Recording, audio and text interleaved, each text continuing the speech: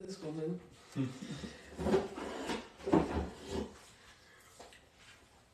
you want to finish off the whiskey ones, or do you want to try one of the other ones? I don't know the whiskey. Okay. You're like, listen, we could have bought another sleeve of it. We should have. I'm gonna try the other ones after. I know you are. They're all gonna be good. They are. They're all great. But I'm just saying. You know. I'm just saying.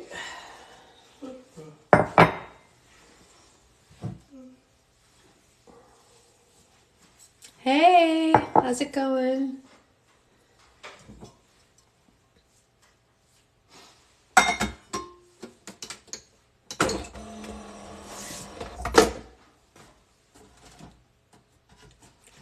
What's everyone up to? Everyone got their coffee? Morning, Renee. Can you hear me, or is it doing that weird thing again? Jeez.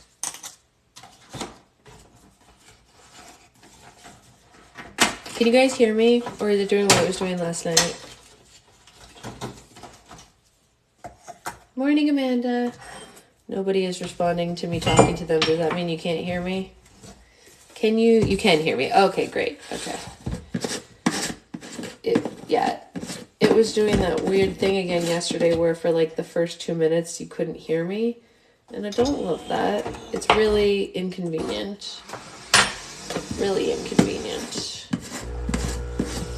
What's everyone else drinking this morning? Anything delicious?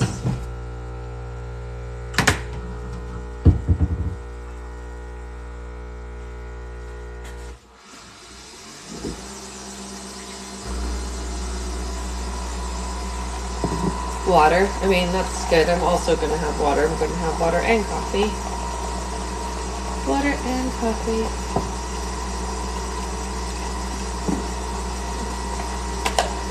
Just apple juice and water. Apple juice. Interesting. You have to get out and get coffee. Oh, that's right. You're not at home, so you can't just like have your coffee like normal. How's your trip going so far, Renee? Hey, Shelly. Whoa. Why did the count just bounce up like crazy? Hello, people. What are you all drinking? Good morning. This is just book club. I'm sure you'll all disappear shortly. I'm putting away all kinds of... Oh, like switching over the apartment from winter to summer? Like you were doing yesterday, you mean? Nothing yet, but I'm making an omelet for the family. That's nice. We got a notification. Aha.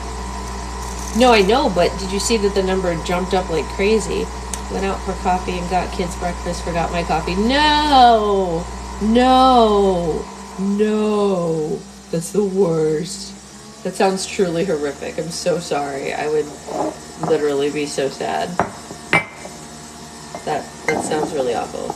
Trip is good. I've gotten lots of school done. I'm tired. Oh, that's right. I keep forgetting that you started already. Like, it's such like an interesting time to start classes, you know? Isn't it? Like, right before summer? Like, I don't know. I guess when you're, like, an adult, it doesn't really matter. They're all the same, right? Like, what do you care? Summer's doesn't mean anything.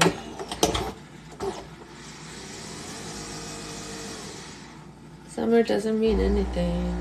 I mean, it does, but, like, you have a kid, too.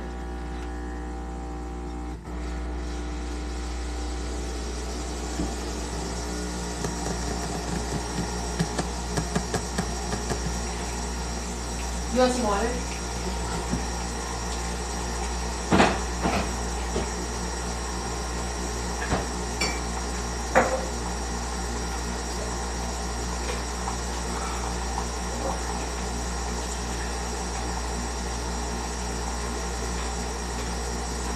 No worries.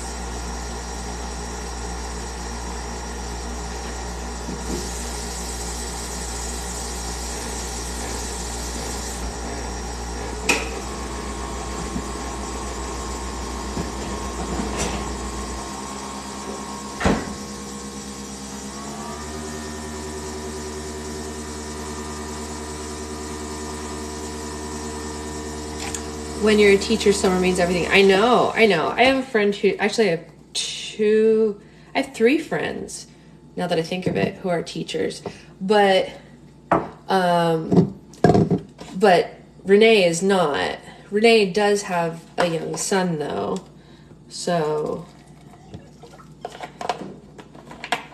that's why I was wondering, like, what made her choose. Everybody's saying good morning to you now that they figured out I gave you water.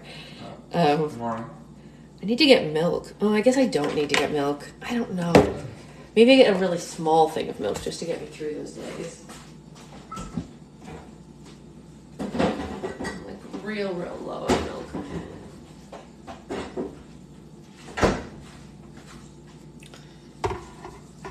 This marks the first summer I'm not working. Wait, you're not working at all this summer, Liz? That sounds amazing.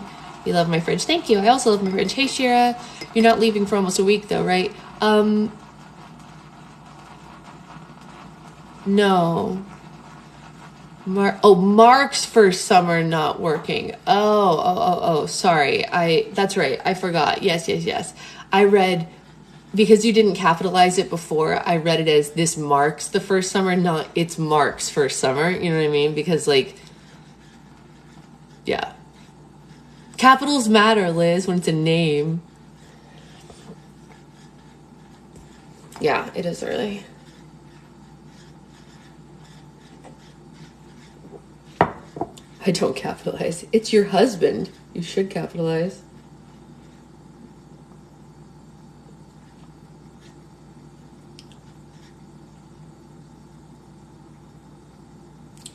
Meh, he's just her husband. Yeah, he is her husband. But his name is also an actual word. It's not just a name. Like, if his name was Gustav and you didn't capitalize it, I would know that you were talking about a person. But because his name is Mark, and marking is actually a thing, you know, that's a cute mug. Hey, Brendan, what's up? What is up? It's always her hubby. Yeah, I mean, that's true, I guess. There you go. Enjoy. It's a little less cappuccino, a little more latte, but that's because we're running low on milk. What'd you say? Oh, sorry, I didn't hear you over the water. Okay. Finally drinking the coffee I made an hour ago. How is Gustav? Gustav is great. He's so good.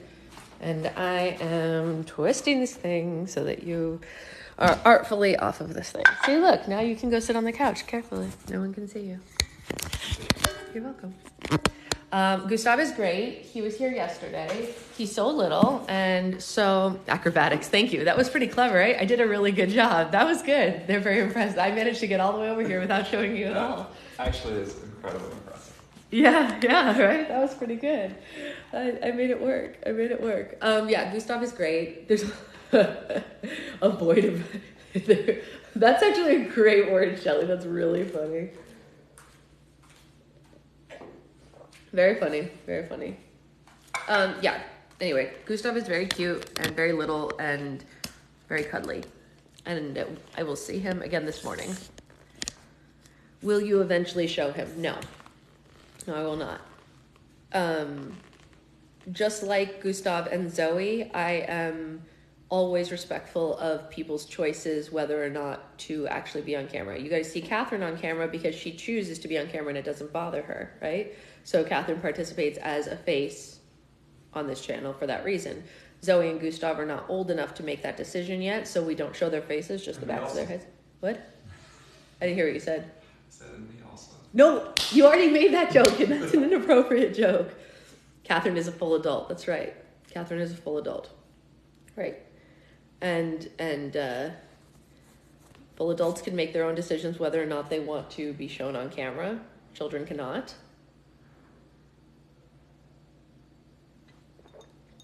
You see it? So cute, right? I love this cup. All right. So we actually do have a timeline today because of Gustav, actually. So let's get into it. I know the mug is adorable, right? So we're on chapter 2. In case anyone wasn't here last time, we did start Land of Stories book 2. And we are chugging right along. When this is over, I need to... Did anyone see if Wasteland's finale uploaded? I was having trouble uploading that one. Why do the finales always have trouble uploading? But anyway, I need to download and upload the, oh, thank you, Shelley. I need to download and upload chapter 1 and the prologue of this, but regardless, we're going to, hello, Susan. We're going to read chapter 2 now.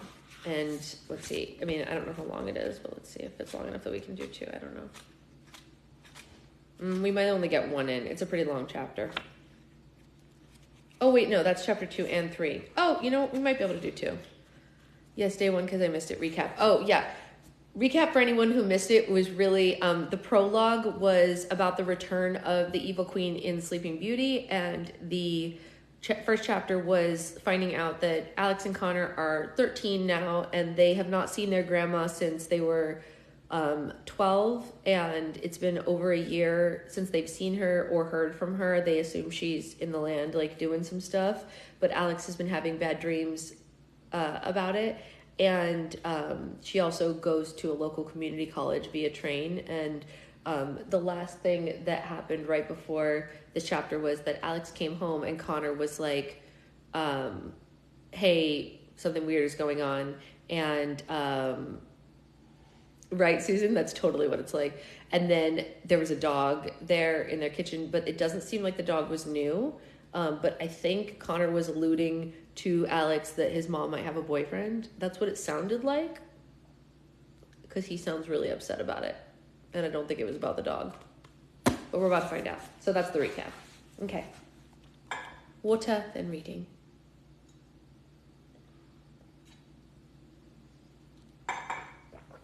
Chapter 2. It started with a dog. A few months ago... See, told you the dog wasn't there. I could feel it. A few months ago, Buster the Border Collie was rescued from the local animal shelter and given to the Bailey family. He was a gift from Dr. Robert Gordon, whom Charlotte worked with at the hospital and who had become a close friend of the family. Dr. Bob, as the twins called him when he occasionally came over for dinner, was a kind man whose face settled into a natural smile. He was balding and not very tall, but had big, caring eyes that made him an instant friend to anyone he met. "Oh, Bob, you shouldn't have," Charlotte said as soon as he surprised them with the canine. "What's up with the pooch?" Connor said when he came to see what the ruckus was about. "He's all yours," Bob said. "Your mom is always talking about the border collie she had when she was a little girl, and she said she always secretly wanted another one. I was volunteering at the animal shelter, and I saw him, and I knew I had to adopt him for you guys." "We have a dog?" Connor exclaimed. Although the words came out of his mouth, he couldn't fully grasp the reality of it. "Well, I suppose we do," Charlotte said. Connor immediately fell to the floor and started rolling around with his new pet. "We have a dog! We have a dog!" he exclaimed. "Finally, our suburban lives are complete. Thank you, Dr. Bob." "You are welcome," Dr. Bob said. "What's your name, boy?" Connor asked. "Buster," Dr. Bob told him. At least that's what they called him at the shelter. The black and white dog was obnoxiously happy and had bright green eyes, one of which was larger than the other. Bob had placed a red bandana around Buster's collar. Connor hugged him and almost cried tears of joy. "I know we just met, Buster, but I feel like I've loved you my entire life," he said. "Who's this?" Alex asked when she came to see what was causing all the excitement. "This is my dog, Buster," Connor said, and he took one of his socks, and he and Buster played tug-of-war with it. "He's for all of you," Bob corrected him. "Connor, don't use the good socks," Charlotte said. Alex unintentionally let out a high-pitched squeal and let her mouth drop open. "We have a dog?" she asked and jumped up and down. Something about Buster made the twins act like they were 10 again. "Yes, we have a dog," Charlotte said and shared her smile. "Don't be disappointed if he likes me more than Alex," Connor said matter-of-factly. "Dogs tend to bond with boys more. It's proven science, I think." "Buster, come here," Alex called, and Buster ran straight to Alex's side and happily whimpered up at her. "Never mind," Connor called, a little bit disappointed. The twins were excited to get a dog, so they never questioned the gift for a second. They were so distracted playing with the new addition to their family that they didn't see Charlotte give a big, long, thankful hug that lasted a little too long to be just a friendly gesture. But as time went on, the twins saw more of Bob, and they were forced to notice the signs that their mother and the doctor were more than just friends. Connor sat Alex down at the table as soon as she walked through the door. Although he saw them every day, Buster couldn't contain his excitement for the twins both being home. He jumped up and down and spun in circles around the kitchen. "Buster, calm down!" Connor ordered. I swear, that dog needs to be on medication. What is going on, Connor? Alex asked. You love that dog as much as he loves you. That was before I discovered Buster was a bribe, Connor declared animatedly. Take a look at this. Connor retrieved a beautiful bouquet of a dozen long-stemmed red roses from the kitchen counter, and he placed them on the table directly in front of Alex. Those are beautiful. Where are they from? Alex asked. They were delivered when I got home from school, Connor said. They're for Mom. From Bob. Alex's eyes widened. Oh dear, she said and gulped. Well, that's very sweet of him. Sweet? Connor said loudly. This isn't sweet, Alex. This is downright romantic. Connor, you don't know that he meant it in that way, Alex said. People send other people flowers all the time. Connor searched through the bouquet. Daisies are friendly. Sunflowers are friendly. A Venus flytrap is friendly. But red roses mean romance, he said. And he sent a card. It's in here somewhere. I read it like 100 times before I threw it back in. Here it is. Read it. He passed a small card to his sister, and to her horror, it was heart-shaped. She looked down at it like it had the results to an exam she knew she had flunked. I don't want to read it, Alex said. I don't want to invade Mom's privacy. Then I'll read it to you, Connor said, snatching the card out of her hands. Fine, I'll read it, Alex said, reluctantly opening the card. Charlotte, happy 6 months. XOXO, Bob. Alex quickly closed the card as if trying to stop the truth from escaping it. Connor leaned close to his sister and studied her face, waiting for a reaction to surface. Well, Connor said. Well, Alex said as she ran through a dozen unlikely theories. We don't know that this means they're in a relationship. Connor threw his hands in the air and paced around the kitchen. Alex, don't do that, he said, pointing his finger at her. Don't do what? She asked. That thing you do when you're trying to ignore a situation by making light of it, he said. Connor, I think you're overreacting. Face it, Alex. We were blinded by the border collie, Connor exclaimed loudly enough for the neighbors to hear him. Mom has a boyfriend. Hearing mom and boyfriend made Alex squirm. In her opinion, the two words didn't belong in the same dictionary, let alone the same sentence. I'm not going to get too worked up about something until I hear it from Mom herself, Alex said. What more proof do you need? Connor said. Mom got a dozen red roses delivered with a heart-shaped card specifying an amount of time. What do you think 6 months means? Do you think that Mom and Bob joined a bowling league and didn't tell us?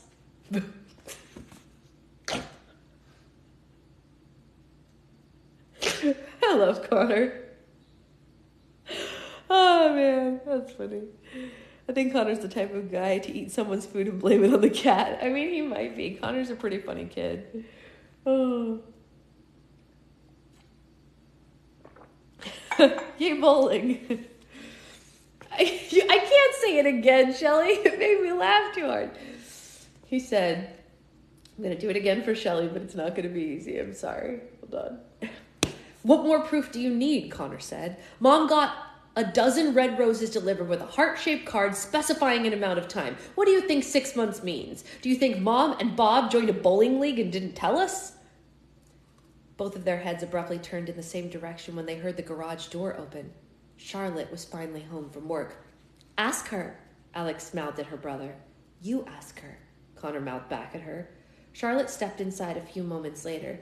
She was still dressed in her blue scrubs from the hospital and carried a bag of groceries. She walked right by the flowers on the table without noticing them. Hey guys, sorry I'm late, Charlotte said. I stopped by the store on the way home to pick up something for dinner. I'm starving. I was thinking of making chicken and rice something or another like that. Sound good? Are you two hungry? Charlotte looked up at the twins when they stayed silent. What's wrong? She asked. Are you okay? Wait, where did those flowers come from? They're from your boyfriend, Connor said. The 13 years of being her children, Connor and Alex could count on one hand how many times they had seen their mother become speechless. This was one of those times. Oh, she looked like a deer in the headlights. You have a lot of explaining to do, Connor said, and he crossed his arms. You should probably have a seat. I'm sorry. Did someone promote you to parent? Charlotte said, and she glared at her son.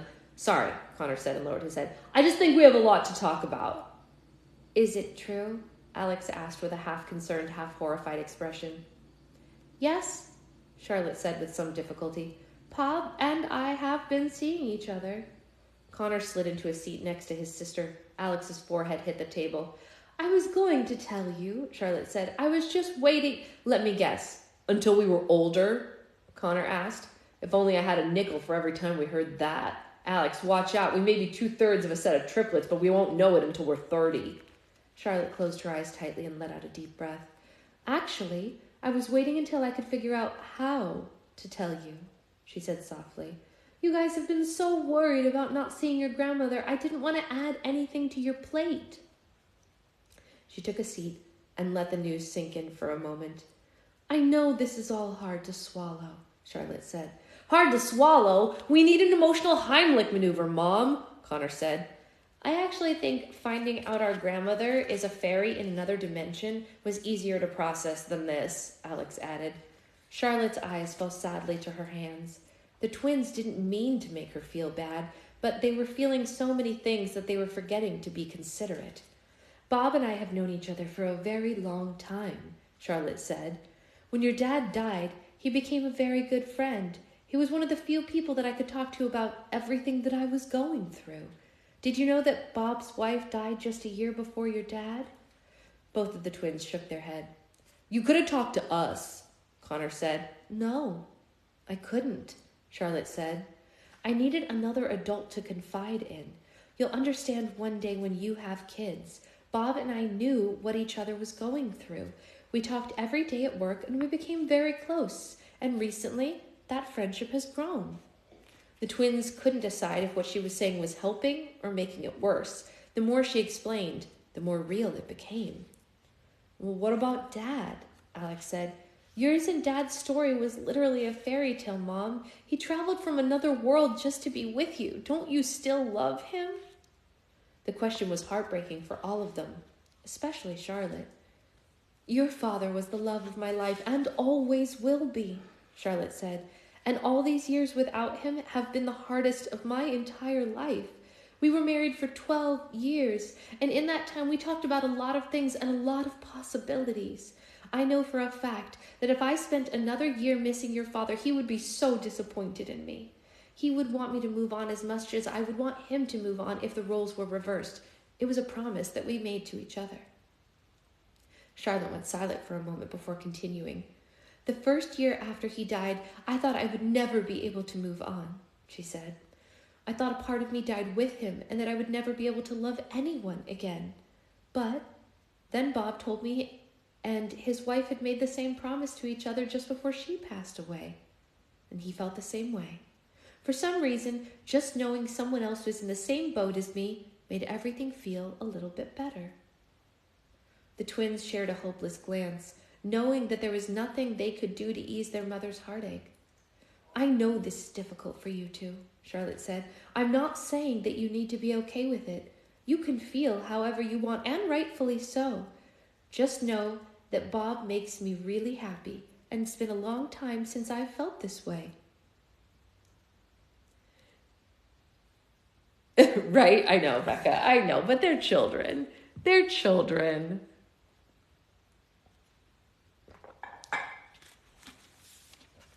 Connor unsuccessfully tried keeping a question that popped up in his mind to himself. Connor, what's your question? Charlotte asked and dabbed the corners of her eyes with the edge of her sleeve. I don't have a question, Connor said and shook his head unconvincingly. Yes, you do, Charlotte said, knowing her son better than he knew himself. You always purse your lips like that when you have something to ask. Connor immediately repositioned his mouth. It's okay, honey. You can ask anything, she said. It's really childish and lame, Connor warned. I guess it's something that I've always wondered about people who lose their husbands or wives. But, one day if we're all in, heaven, I guess, isn't it going to be a little awkward with both Bob and Dad there? Alex was about to let out a disapproving sigh, but she held it in. Even she had to admit it was a decent question. Although she felt horrible for feeling it, a part of her felt like Mom was being unfaithful to her dad. A smile came to Charlotte's face and she let out a soft laugh. Oh, honey, if ever there is a time or place when we're all together again, I imagine we would be too happy to let things be awkward. Alex and Connor looked at each other, and they knew they were both thinking the same thing. The thought of their family being together again did make them both smile. Charlotte placed her hand on the top of theirs on the table. "Nothing any of us do will ever bring your dad back," she said. "And nothing we do will ever push him further away. He'll always be with us in our hearts, no matter what." "Well, I guess putting it that way makes me feel a little better," Connor said. "Me too," Alex said. "Well, I'm glad to hear it," Charlotte said and smiled at them. She got up from the table and grabbed her car keys. "I don't feel like cooking anymore. Let's go get pizza instead. It's good to have something heavy after a heavy conversation." Aw, rough stuff. Rough stuff. We're not used to having so much of them in the real world. It's like, send us back to the fairy tale world, you guys.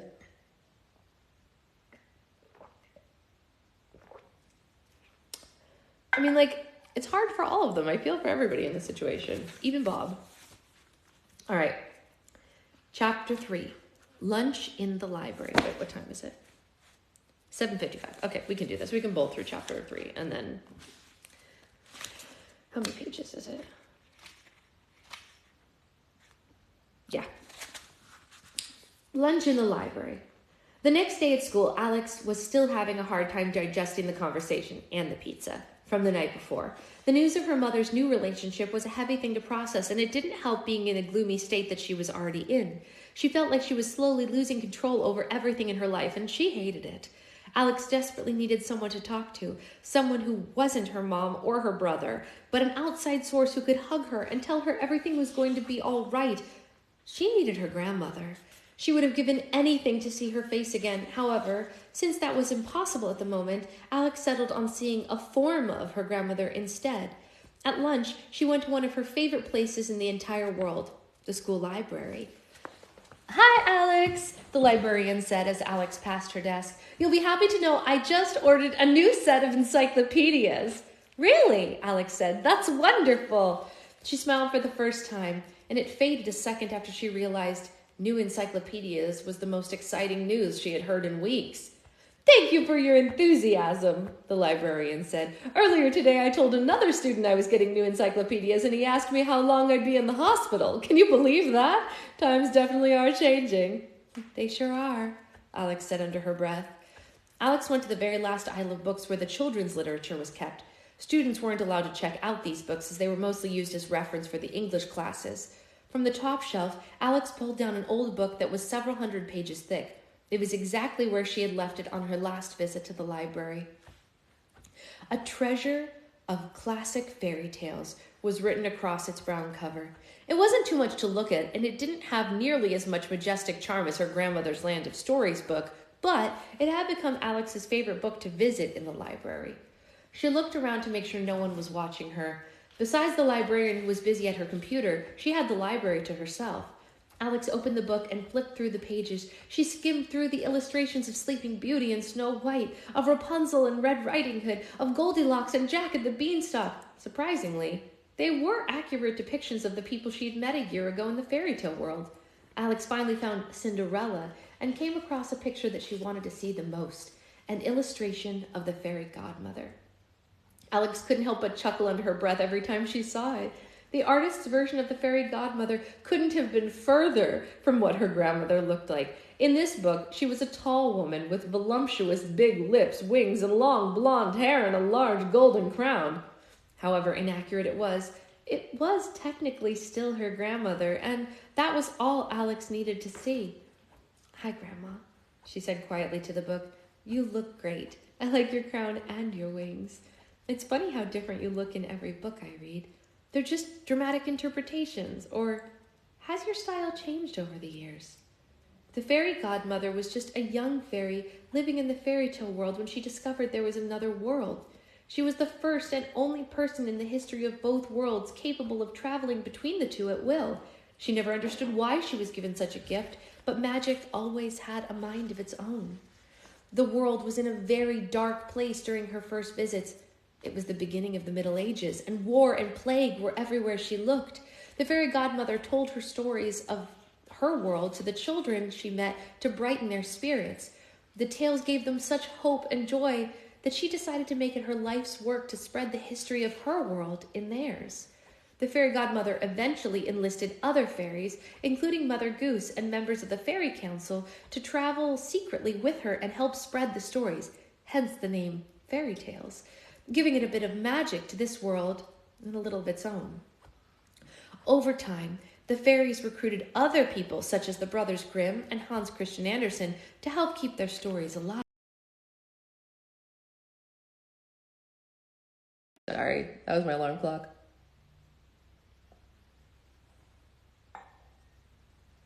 No, the alarm clock went off. It wasn't my mom. It hasn't been mom in so many months. Why are you guys still blaming poor mom when it hasn't been her in so long? Once she realized book club was a thing, she stopped calling before 8 a.m. The book is The Land of Stories, book 2. Yours happened at the same time. Nice. Okay, so we're back. You guys can hear me now? We're back on.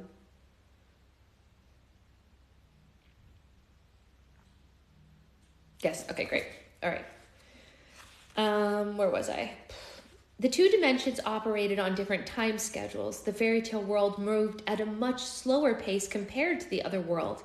The fairies tried to visit the other world as much as possible, but though only months would pass between visits in the fairy world, decades would have passed in the other world. It wasn't until Alex and Connor, the first children belonging to both worlds, were born that the dimensions began moving at the same pace. Alex and Connor were the links that held the two worlds together, and as Alex held the treasury of classic fairy tales in her hand, she could almost feel that power running through her veins. It was no wonder they had loved fairy tales their whole lives. Alex wondered if her grandmother had devoted the last year solely to spreading fairy tales around the world, or had something really bad happened in the fairy tale world. Grandma, I don't know what's going on, but I could really use you right now, Alex said to the book. Everything is changing. Everything is moving in directions that I don't like. This whole growing up thing is a lot harder than I ever thought it would be, and not getting to see you makes it unbearable. Alex took another look around the library, making sure she was still alone. She hugged the book as tightly as she could without damaging it, and whispered at the top of its spine, "Please let the Land of Stories come back," she said. "Let me join you and the other fairies. If something has happened, let me help you. I know I can. Please just send me a sign and let me know that you're okay." Alex held the book for a few more moments, hoping that maybe today would be the day that she would magically be transported back into the world that she loved so much. But to her disappointment, she stayed put in the library. Her whispers didn't go entirely unnoticed, however. "If hugging that one doesn't work, try one of these," said a voice from nearby. Alex was startled and dropped the book. Down the aisle, seated on the floor with a few stacks of books piled around him, was Connor. Alex had completely missed him. "You scared me," she said. She was embarrassed, not knowing what he had and hadn't heard her saying to an inanimate object. "You're lucky I know you. Otherwise, I probably would have reported you to the school psychologist," Connor said with a mocking but loving smirk. "What are you doing here?" Alex asked him. She walked down the aisle closer to her brother and saw that the majority of the books around him were also different storybooks and fairy tales. "Same thing as you, apparently," Connor said, and then snickered to himself. "Although I didn't try getting to first base with any of the books or anything." "Very funny," Alex said, and sat down next to him. "Is this your first time ever being in the library?" Connor sighed and shrugged his shoulders. "I've been in a bit of a funk today. I thought if I came in here and flipped through a couple of these, I'd feel better," he explained. "Did it work?" Alex asked.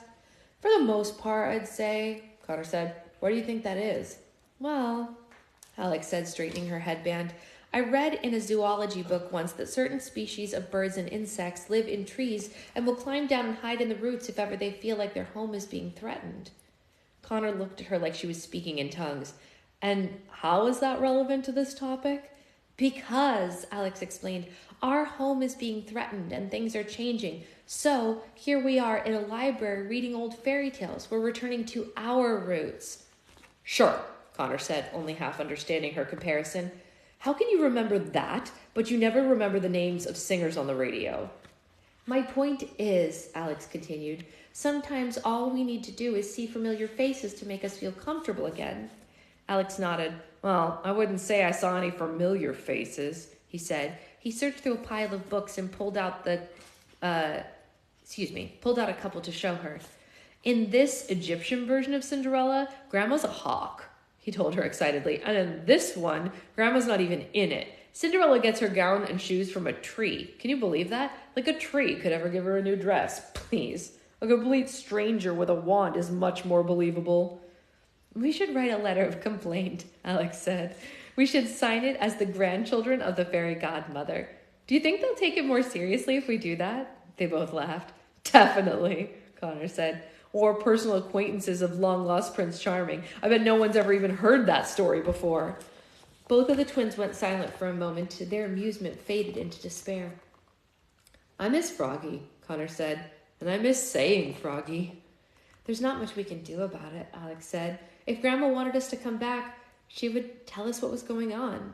Until then, I guess we'll have to just keep hugging books. Great, Connor said sarcastically. I wonder what Dad would tell us if he were alive. I don't think there's a story even in his catalog to get us through everything we're going through now. Alex had to think about it. Most of her dad's stories had been perfect for their elementary school dilemmas. But what advice would he give them now? Well, I bet he would say that anyone can have a once upon a time or a happily ever after, but it's the journey between that makes the story worth telling, Alex said. And how characters face the challenges at hand is what makes them heroes. Yeah, Connor said. Something like that. You're getting really good at this. A high-pitched beep sounded as the announcement was made over a loudspeaker. Connor Bailey, please report to the principal's office. Connor Bailey, please report to the principal's office. Both of the twins looked up towards the speaker and then at each other. What did you do? Alex asked. I don't know, Connor said with a gulp. He mentally rewound the past 4 weeks of his life, thinking of anything he could have done to warrant a trip to the principal's office, but he found nothing. At least, I don't think I did anything. Connor collected his things and put the library books back on the shelf. Oh, wish me luck, he said to his sister. See you after school, I hope. Alex stayed seated on the floor, discouraging thoughts filling her head. What would happen if she never saw her grandmother again? Would she become a weird book-hugging lady who traveled from library to library? Would her future children believe her when she told them about the connection to the fairy tale world? The bell eventually rang and Alex got to her feet. She picked up the treasury of classic fairy tales from where she dropped it on the floor and decided to take one last look at the illustrations before heading to class. Alex turned to the same page she had been talking to before, and to her amazement, the illustration was completely different. Instead of the voluptuous woman with wings and a crown, the picture showed a petite woman with a kind smile in a sky blue sparkling robe. It was her grandmother. Alex looked around the library in shock, and a smile grew on her face. Her grandmother had just sent her a postcard. Aw, that's sweet. Very cute. All right, that's chapter 3. Pretty good. No, that was chapter 4, wasn't it? No, that was chapter 3. All right, we'll read chapter 4 tomorrow. All right. That was the sweetest. Very nice. Getting a postcard from Grandma.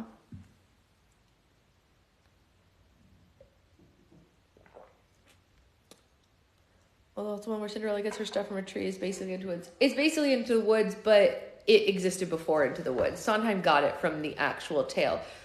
Cinderella is a tale type, and there are versions of Cinderella that come from every region of the world. There are certain folklore tales that are tale types now because the themes in them reoccur in every culture even before cultures meshed, and Cinderella is one of those.